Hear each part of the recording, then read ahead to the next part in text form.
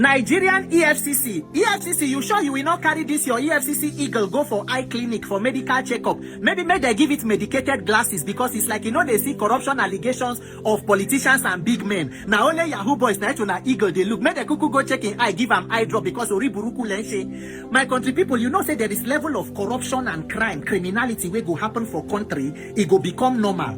The citizens of that country will become used to it. That is corruption, don't master them. Say unfortunately that is the Nigerian reality. For this country, they compare corruption with corruption. Some Nigerians go even tell you we don't get so much used to corruption. Some people go tell you when you reach there, when it be your turn, if you like, no use your head, no do your own, and now you be the first person where they there. If they say this person thief like this, they go say, person they way don't thief past that one, no be today the thing start.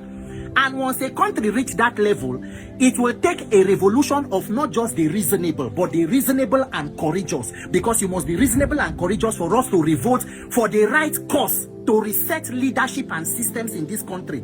If not, we go end up with the Nigerian situation, which is what? Survival of the fittest.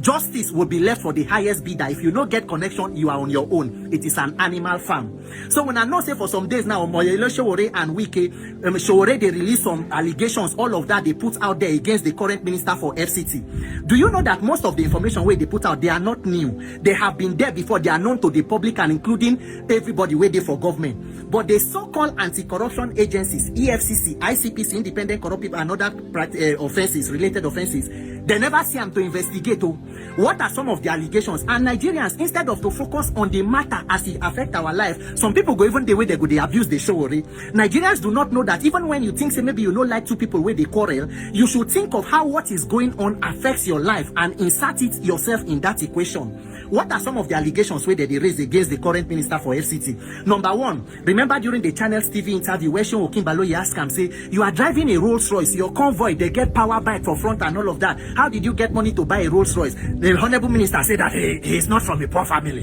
That even when he did for university, he was driving a Benz because his father was a manager of a company. Your father was a manager. Continue. Allegations of giving land as minister to your children in the name of your children, parcels of land, abi hectares of land. The children are not Ghanaians or Japanese, they are Nigerians. If they go get land, they will get land in Nigeria. All right. Allegation of properties owned in the United States, in the state of Florida, multiple properties. Honorable Minister response, I don't know anything about the property. My wife is a U.S. citizen. My children are U.S. citizens. They have their own property there. Anybody should show. Minister for FCT.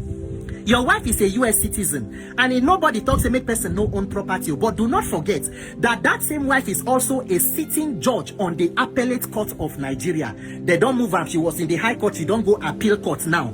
And being a U.S. citizen and a justice in the Nigerian judicial system, are there code of conduct documents where show say that there was a declaration of assets to know exactly how many assets you owned in a foreign country where you are a citizen, and that you also show how you pay tax in that country because you go to pay tax as U.S. citizen, and also now that you are a chief or a justice in the appellate court of another country. So you see nothing wrong with it. Even you being also a cabinet minister and your spouse in the Nigerian judiciary. Do you know that most of all the allegations where they raise, so, and what is the other allegation on the issue of INEC, voice notes, voice recording where come out where they talk say that allegedly when you were governor you were threatening INEC officials, and nobody thinks it is necessary to investigate to know that was somebody actually trying to undermine the electoral process and threatening anybody. It is not worthy to investigate.